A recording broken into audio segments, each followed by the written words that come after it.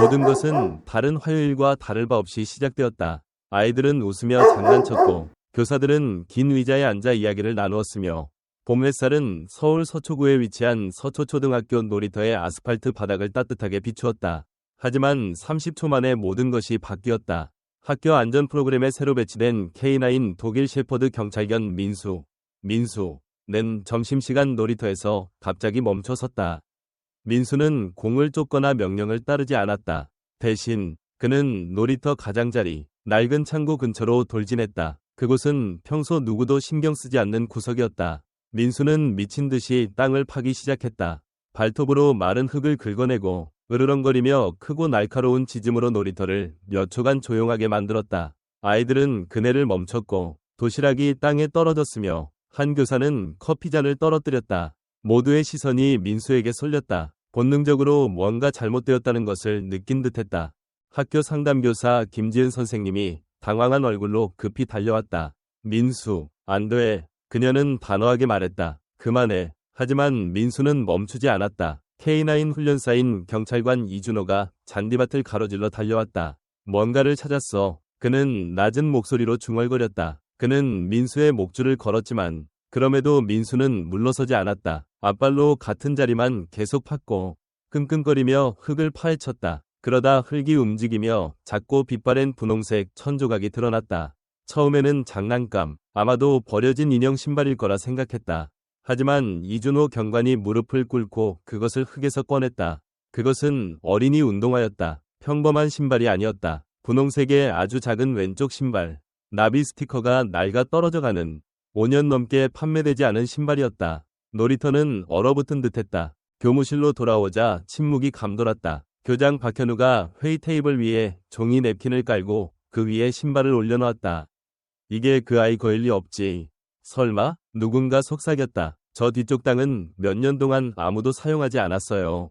나이든 교사 최영희가 떨리는 목소리로 말했다. 그때 이후로 그녀는 말을 끝맺지 않았다. 젊은 교사들은 대부분 모르지만 서초초등학교의 오래된 몇몇은 7년 전 6살 소녀 최윤서가 학교 놀이터에서 사라졌던 일을 기억했다. 목격자도 증거도 없었다. 사건은 미궁에 빠졌다. 모두가 윤서가 납치되었다고 했고 최악을 두려워했다. 하지만 윤서의 시신은 발견되지 않았다. 지금까지는 밖에서는 이준호 경관이 그 구역을 차단했다. 점심시간은 짧게 끝났고 아이들은 일찍 교실로 들어갔다. 그런데도 민수는 그 자리를 떠나지 않았다. 몸은 굳어 있었고 경계태세를 취하며 꼬리는 아래로 늘어뜨린 채 귀는 앞으로 쫑긋 세웠다. 이렇게 반응한 적이 있나? 박현우 교장이 물었다. 없습니다. 이준호가 대답했다. 민수는 폭발물과 마약 탐지에 훈련받았습니다. 이건 다른 겁니다. 그는 동료에게 몸을 돌려 속삭였다. 경찰서에 연락해 법의학팀을 조용히 불러. 한편 2학년 B반 교실은 무거운 분위기였다. 하연이라는 여학생이 K9 색칠 공책을 꼭 쥔 채 불안한 눈빛으로 앉아 있었다. 무슨 일이야, 연아? 김지은 선생님이 부드럽게 물었다. 하연의 목소리는 작았다. 저기 강아지가 윤서를 찾는 거죠. 선생님? 교실은 쥐 죽은 듯 조용해졌다. 김지은의 얼굴이 창백해졌다. 왜 그렇게 생각하는 거니? 하연아, 엄마가 여기서 한 소녀가 사라졌다고 했어요. 그리고 제가 창고 뒤쪽 벽돌에 적힌 이름을 봤어요. 윤서가 여기 있었다라고요. 이런 이야기가 당신의 마음을 움직인다면 유튜브 채널 동물 영웅들을 구독하는 걸 잊지 마세요. 네 발로 용감하고 충성스러운 영웅들이 우리가 너무 자주 무시하는 진실을 상기시켜줍니다. 해가 더 깊이 지면서 신발이 발견된 땅 위로 긴 그림자가 드리워졌다. 법의학팀의 차량이 사이렌 없이 도착했다. 경찰관들은 침착하지만 단호하게 현장으로 걸어갔다. 그중 베테랑 형사 강민재는 신발을 보자마자 속삭였다. 이 사건 기억해. 우린 절대 파일을 닫지 않았고 궁금해하는 걸 멈추지 않았지. 그가 다가가자 민수가 낮게 으르렁거렸다. 보여줘. 강민재가 부드럽게 말하며 민수 옆에 무릎을 꿇었다. 민수는 살짝 물러나더니 다시 몇 센티미터 깊이로 파기 시작했다. 잠시 후 금속 적광이 반짝였다. 무기도 도구도 아니었다. 하트 모양의 메달이었다. 진흙으로 덮여 있고 찌그러졌지만 새겨진 글씨는 또렷했다. 윤서에게 엄마의 사랑으로. 강민재는 잠시 멈춰서서 장갑 낀 손에 메달을 쥐었다. 은색 하트에 새겨진 이름은 마침내 지난 수년간 학교를 괴롭혔던 친묵의 기억에 말을 걸었다. 최윤서, 노란 테이프 뒤에서 몇몇 교사가 불안한 얼굴로 지켜봤다. 그중 최영희 선생님은 떨리는 손으로 입을 가렸다. 그녀는 윤서를 선명히 기억했다. 보라색 안경을 쓴 조용한 소녀. 다른 아이들이 쫓기 놀이를 할 때 막대기로 땅에 낙서를 하곤 했던 아이. 그렇게 봄 한가운데서 차가운 바람처럼 과거가 돌아왔다. 교장실로 돌아온 박현우는 비공개 교직원 회의를 소집했다. 분위기는 팽팽했다. 모두 침착해야 합니다. 그는 이마에 땀을 닦으며 말했다. 이건 진행 중인 수사입니다. 학생들이나 언론에 소문이 퍼지게 하고 싶지 않습니다. 법 집행기관과 협력하고 아이들 안전에 집중합시다. 하지만 교사들은 침착하지 않았다. 방 안에서 속삭임이 퍼졌다. 그 애가 수업 시간에 사라진 거 아니었나? 그 구역 전체를 수색하지 않았나? 그리고 아무 흔적도 못 찾았다고?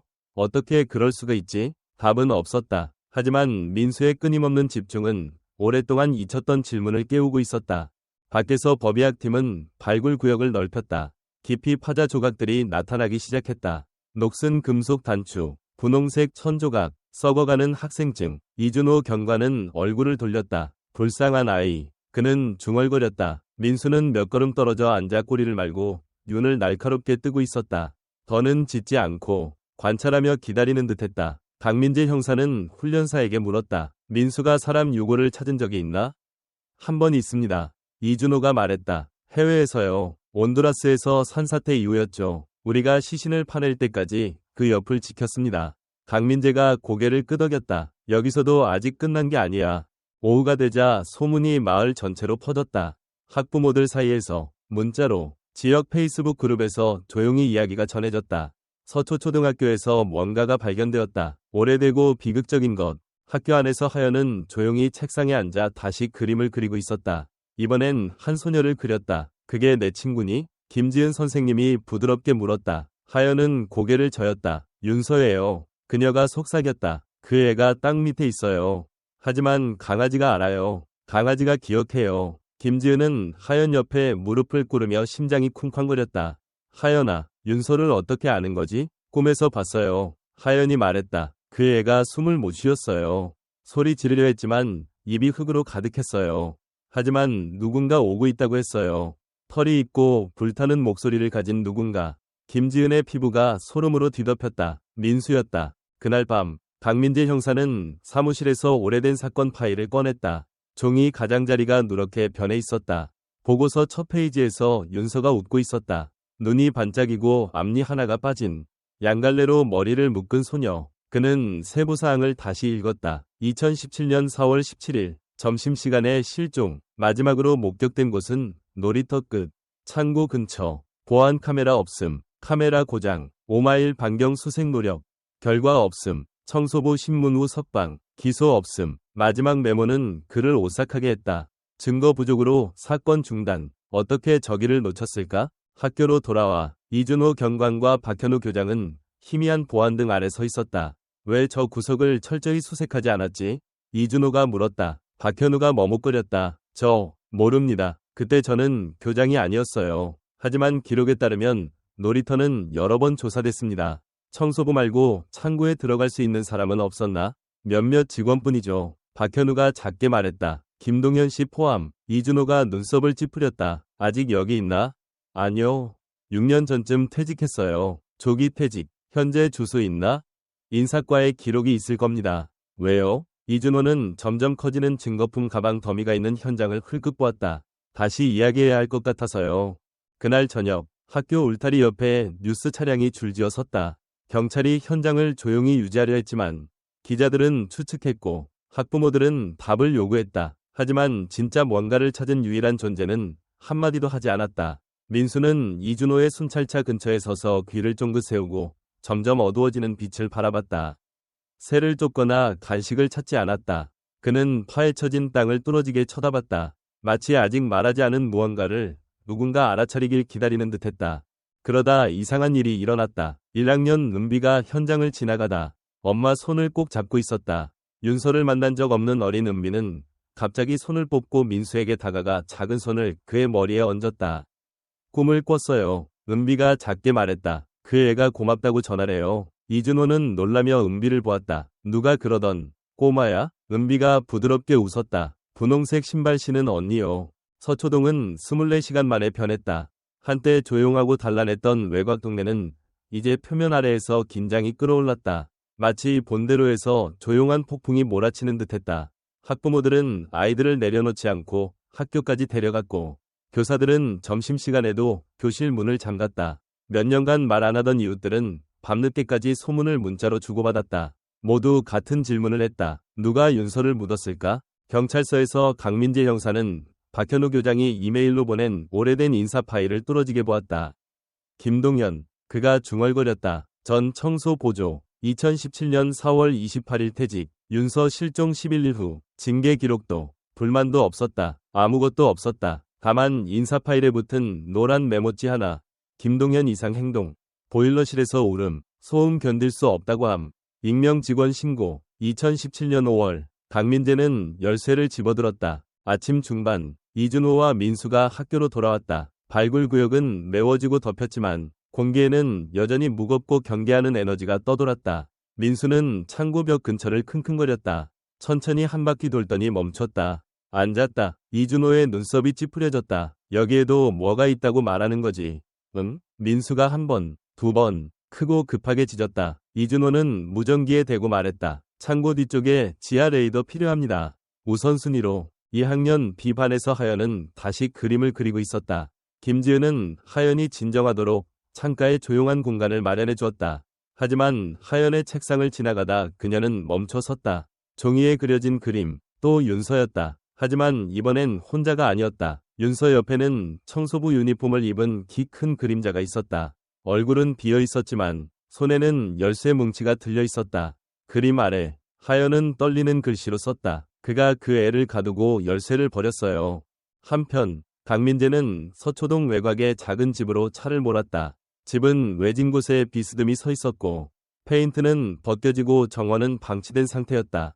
하지만 누군가 살고 있었다. 그는 문을 한 번, 두 번 두드렸다. 나이든 남자가 천천히 문을 열었다. 김동현, 71세, 등이 굽고 흰 수염에 두꺼운 안경을 쓴 헐렁한 체크셔츠를 입은 남자. 김동현 씨, 강민재가 배지를 보여주며 말했다. 최윤서에 대해 몇 가지 묻고 싶습니다. 김동현의 손이 떨렸고 입술이 움직였지만 소리는 나오지 않았다. 그러더니 고개를 끄덕였다. 어두운 거실 안. 김동현은 먼지 쌓인 벽난로를 뚫어지게 보며 체크무늬 안락의자에 앉았다. 이날이 올 줄 알았어요. 그가 속삭였다. 강민재는 맞은편에 앉아 노트를 덮었다. 증거 때문이 아닙니다. 진실 때문입니다. 그 애가 사라진 날 당신이 거기 있었죠?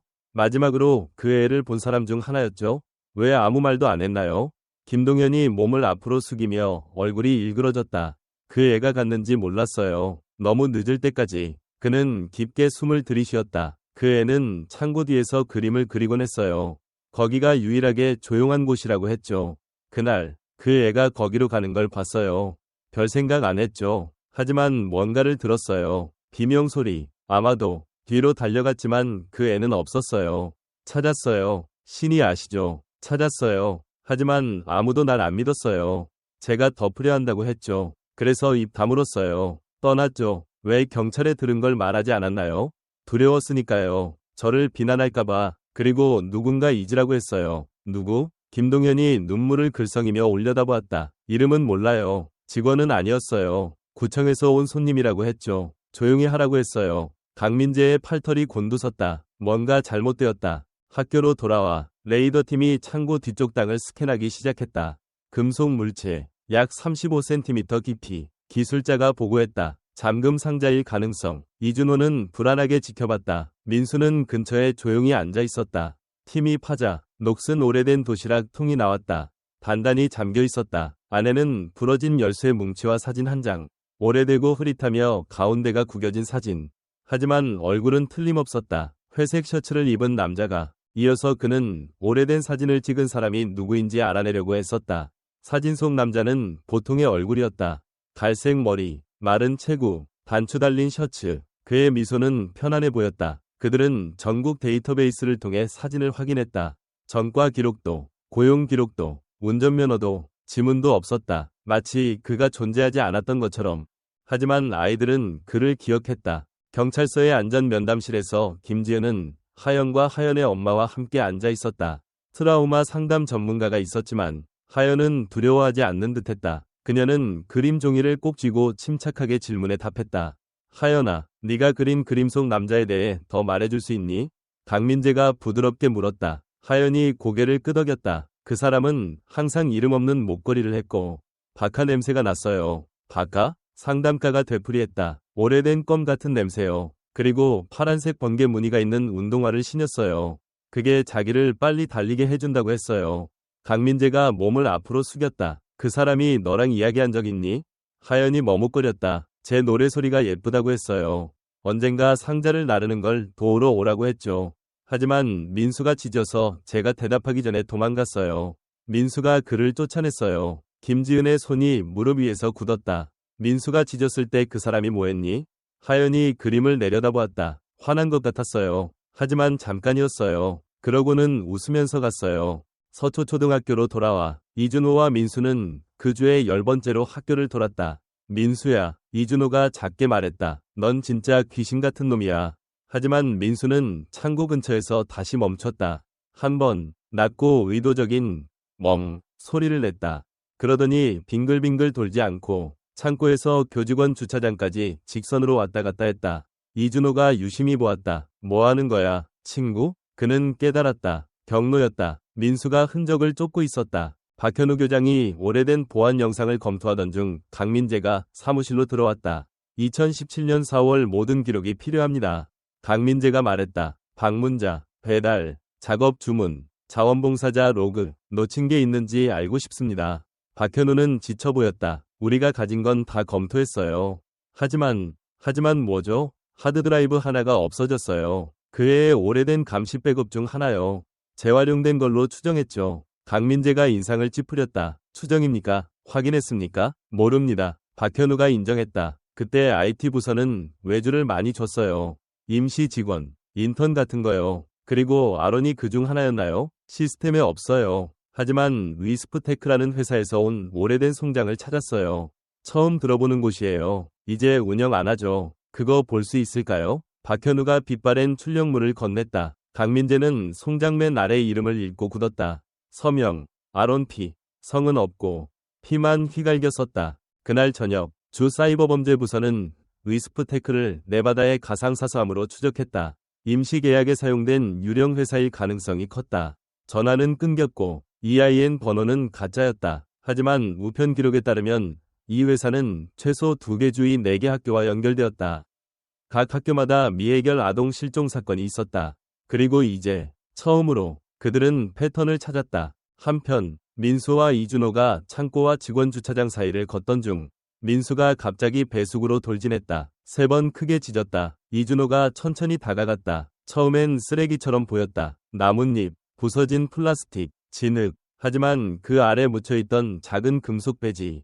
구부러지고 빛바랜 이준호가 장갑 낀 손으로 주었다. 싸구려 자가 인쇄 방문자 배지.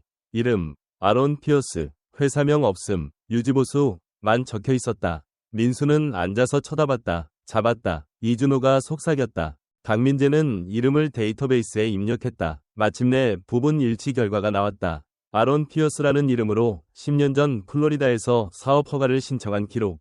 주소는 버려진 건물로 이어졌다. 하지만 그 이름은 또 다른 것과 연결되었다. 2013년 제출된 경찰 보고서. 한 여성이 딸의 초등학교 주변을 배회하며 컴퓨터 도움을 제안한 남자를 신고했다. 경찰이 도착하기 전에 남자는 떠났다. 기소는 없었다. 하지만 여성의 설명, 박하 냄새 나는 숨결, 파란색 운동화, 단추 달린 셔츠, 그리고 눈에 닿지 않는 어색한 미소. FBI가 그날 늦게 공식적으로 사건에 합류했다. 마을은 전체 이야기를 몰랐지만 충분히 알았다. 학부모들은 두려워했고 교사들은 당황했다. 복도대화는 늘 같은 속삭임으로 끝났다. 그가 아직 밖에 있을까? 하지만 두려워하지 않는 유일한 존재는 민수였다. 밤이면 그는 학교 문 앞에 조용히 누워 어둠을 살피며 기다렸다. 하연의 방에는 벽에 새 그림이 걸렸다. 윤서가 웃으며 서 있는 그림. 이번엔 더 이상 땅속이 아니었다. 윤서 옆에는 입을 크게 벌리고 짖는 민수. 그리고 둘 위에는 하연이 색연필로 조심스레 쓴 글씨. 어떤 목소리는 침묵보다 더 크다.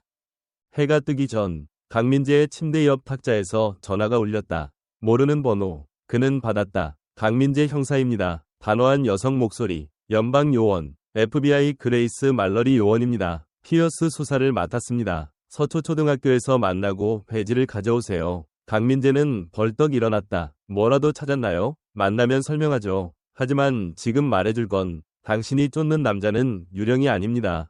그는 10년 넘게 학군을 떠돌며 사냥한 포식자예요.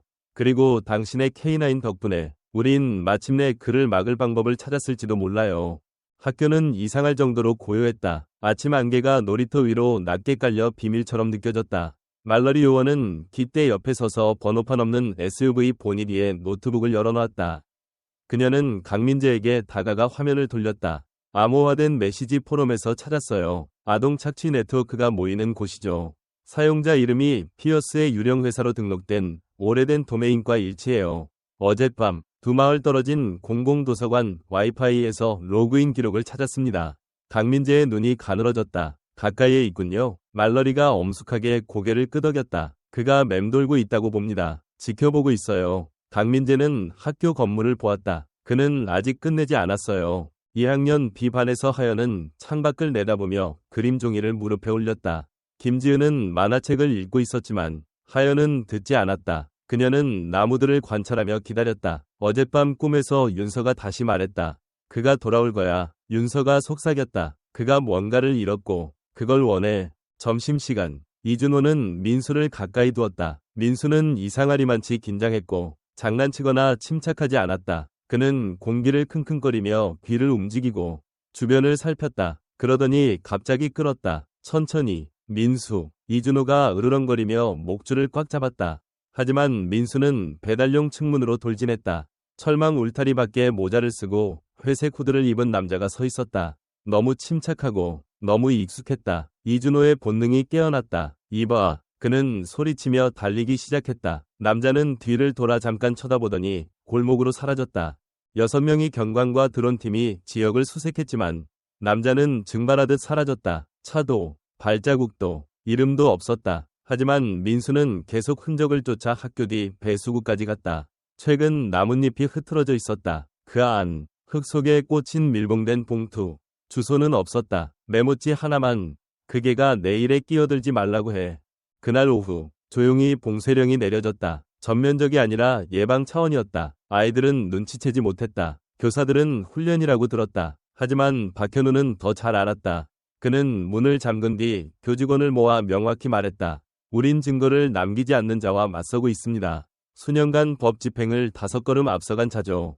하지만 그가 실수를 했어요. 그는 돌아왔습니다. 김지은이 손을 들었다. 왜요? 걔 때문입니다. 문에서 들어오며 강민재가 말했다. 그리고 그가 7년 전 뭔가를 남겼기 때문입니다. 그가 원하는 것. 하연의 엄마는 망설이지 않았다. 그날 오후 하연을 학교에서 데려와 곧장 경찰서로 갔다. 무슨 일인지 모르겠어요. 그녀가 경관들에게 말했다. 하지만 하연의 그림, 너무 구체적이고 너무 현실적이에요. 하연은 말러리 요원 맞은편에 앉아 조용히 색칠을 했다. 그러더니 말했다. 그가 목걸이 때문에 계속 돌아와요. 방 안이 얼어붙었다. 어떤 목걸이니? 아가? 말러리가 부드럽게 물었다. 하연은 고개를 들지 않았다. 윤서가 묻은 거요. 안에 비밀이 있는 거. 그들은 증거실로 급히 갔다. 윤서의 신발 옆에서 찾은 메달은 처리 중이었지만 아직 열리지 않았다. 강민재가 장갑을 끼고 조심스레 열었다. 안에는 사진이 아니라 작은 SD카드가 안감 아래 숨겨져 있었다. 그들은 그것을 법의학 컴퓨터에 꽂았다. 단일 파일이 열렸다. 영상이었다. 재생되자 방은 고요해졌다. 숨겨진 카메라, 흐릿한 영상. 윤서가 창없는 작은 방에서 조용히 울고 있었다. 그러더니 남자가 프레임 안으로 들어왔다. 그의 얼굴, 그림 속, 사진 속, 자가 인쇄 배지와 박하 냄새를 가진 남자. 아론 피어스. 이번엔 그를 영상에 담았다. 말러리 요원은 기다리지 않았다. 전국 수배령을 요청했다. 안면 인식 데이터베이스가 업데이트되었다. 영상은 암호화되어 법무부에 직접 전달되었다. 처음으로 그들은 증거를 얻었다. 위심이나 이야기가 아니라 이름, 얼굴, 범죄, 그리고 단서, 한 마리 개의 짖음. 경찰서 밖에서 기자들이 몰려들어 질문을 던졌다. 강민재는 논평을 거부했다. 하지만 차로 돌아가다 민수가 잔디 위에 침착하게 누워있는 모습을 보았다. 독일 셰퍼드는 그를 올려다보며 꼬리를 한번 흔들었다. 잘했어, 파트너. 강민재가 민수의 귀 뒤를 긁으며 속삭였다. 넌 단서를 찾은 게 아니야. 그 애의 목소리를 찾았어. 그날 저녁, 하연은 집에서 그림 종이를 들고 앉아 있었다. 엄마는 부엌에서 하연이 마지막 그림을 그리는 모습을 보았다. 윤서가 언덕 위에 서서 웃고 있고 그 위로 민수가 입을 크게 벌리고 포효하듯 짓고 있었다. 그리고 멀리 그들 뒤로 점점 작아지는 남자의 그림자. 하연이 고개를 들고 미소 지었다. 그애 이제 무섭지 않아요. 진실이 드러난 일주일 후 서초초등학교 놀이터는 여전히 똑같아 보였다. 아이들은 웃으며 놀고 그네가 삐걱거리고 점심시간 종료를 알리는 호루라기가 울렸다. 하지만 느낌은 달랐다. 더 꼼꼼히 지켜보는 학부모들, 학교 문을 다시 확인하는 교사들, 그리고 파기를 멈추지 않은 개에게는 교무실에서 박현우 교장은 그날 아침 세 번째로 넥타이를 고쳤다. 그는 말이 많은 사람이 아니었지만 오늘은 말해야 했다. 그는 방안을 둘러보았다. 김지은, 이준호, 그리고 특별학교회의에 다시 온 말러리 요원. 그들은 잃은 학생을 기리는 것뿐 아니라 마을이 7년간 묻어둔 상처를 치유하고 있었다. 강당은 꽉 찼다. 학부모들은 접이의자에 앉았고 뒤쪽엔 어깨를 맞대고 서 있었다. 아이들은 바닥에 다리 꼬고 앉아 속삭였다. 강아지 얘기야? 맞았다. 강아지 얘기였다. 하지만 윤서 얘기이기도 했고 들어주는 것의 의미에 관한 얘기였다. 김지은이 먼저 연단에 올랐다. 준비한 메모는 필요 없었다. 저는 여기서 17년을 가르쳤습니다. 그녀는 단단한 목소리로 시작했다. 그리고 2학년 B반을 거쳐간 모든 아이를 기억해요.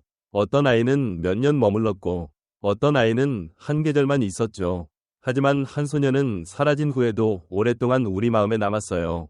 그녀 뒤 화면에 윤서의 사진이 떠올랐다. 양갈래 머리에 반짝이는 호기심 어린 눈. 군중 사이에서 놀란 속삭임이 퍼졌다. 그 애는 나비를 좋아했어요. 김지은이 말했다. 주황색은 싫어했죠. 수줍었지만 웃을 때 그 미소는 햇살 같았어요. 그녀의 눈에 눈물이 고였다. 우린 그 애를 실망시켰어요. 하지만 한 존재는 그러지 않았죠. 그녀는 무대 옆으로 고개를 돌렸다. 그때 민수가 들어왔다. 강당 전체가 일어섰다. 몇몇은 박수를 쳤고 몇몇은 울었다. 민수는 신경 쓰지 않는 듯했다. 그는 조용히 무대 앞으로 걸어나와 꼬리를 내리고 눈은 침착하며 귀는 쫑긋 세워져 순간의 엄숙함을 아는 듯했다. 박현우 교장이 작은 메달을 들고 올라왔다. 이건 용기 때문이 아닙니다. 그가 말했다. 이건 믿음과 충성, 우리 모두가 침묵했을 때 침묵을 거부한 때문입니다.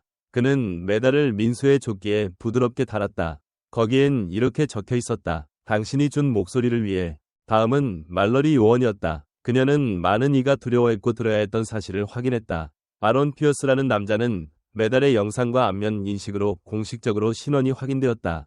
그는 여러 주에서 가명으로 활동했고 10년 넘게 법 집행을 피해 다녔다. 하지만 그의 패턴은 깨졌다. 민수 때문이었다. 기억한 한 아이 때문이었다. 마침내 듣기로 한 마을 때문이었다. 곧 그를 체포할 것으로 기대합니다. 말러리가 말했다. 그는 도망 중이지만 멀리 가지 못할 겁니다. 그날 저녁 군중이 흩어진 후 강민재는 낡은 창고 근처 노란 테이프 옆에 홀로 서 있었다. 땅에는 아직 발굴 흔적이 남아 있었다. 학생들이 남긴 꽃들이 바람에 나부꼈다. 들국화, 장미, 심지어 미술 시간에 만든 종이 나비들. 민수는 그의 옆에 조용히 앉아 있었다. 넌 그 애가 거기 있는 걸 알았지? 강민재가 중얼거렸다. 넌 그 애를 만난 적도 없는데. 알았어. 그는 멈추고 땅을 내려다보았다. 그날 그 애가 도움을 청하며 소리친 게 아니라고 생각해. 누군가 들어주길 바랐던 거지. 그는 민수를 보았다. 그리고 넌 그랬어. 해질녘 하연은 집 앞 보도에 서서 엄마 손을 꼭 잡고 민수가 다가오는 모습을 보았다. 왔다. 하연이 소리치며 민수의 목을 끌어안았다. 민수는 부드럽게 꼬리를 흔들었다. 하연의 엄마는 이준호를 보며 감사하면서도 압도된 표정이었다. 우린 이사 갈까 했어요. 하지만 하연이가 더는 안 간다고 했어요. 안전하다고 느껴진대요. 그 애 때문인가? 이준호가 민수를 보며 물었다. 하연이 고개를 끄덕였다. 하늘이 들을 정도로 크게 짖었으니까요. 며칠 후 놀이터의 새 구석에서 공사가 시작되었다. 학생들이 설계하고 구청이 자금을 댄 기념 정원. 버려지고 들어주지 않고 잊힌 모든 아이를 위한 곳. 정원 중앙에는 독일 셰퍼드 동상이 있었다. 사납거나 공격적이지 않고 침착하고 경계하며 귀 기울이는 모습. 동상 발치에는 나비 한 마리, 그리고 동상 아래에는 명판, 침묵 속에 묻힌 이들에게, 그리고 침묵을 거부한 이에게, 민수, K9 경관, 영웅, 목소리 없는 이들의 목소리. 강민재는 늦은 밤 책상에 앉아 있었다. 메달은 이제 그의 뒤 증거함에 있었다. 그는 윤서의 엄마에게 보내는 편지를 쓰고 있었다. 그녀는 다른 주에 살고 있으며 행사 초대를 거절하며 너무 버겁다고 했다. 하지만 한 가지 물었다. 그 애가 외로웠을까? 강민재는 종이를 오래 바라보다가 6단어만 썼다. 그 애는 절대 정말 외롭지 않았습니다. 부인. 그러고는 덧붙였다. 그 애에겐 자신을 찾아줄 친구가 기다리고 있었어요. 그렇게 마을은 나아갔다. 사건은 재개되었고 수색은 강화되었다. 하지만 수년 만에 처음으로 수치심이나 두려움에 사로잡히지 않았다. 목적으로 가득했다. 왜냐하면 이제 그들은 알았다. 때로 정의는 법정에서 시작되지 않는다. 때로 그것은 땅속에서 한 번이 지짐으로 시작된다.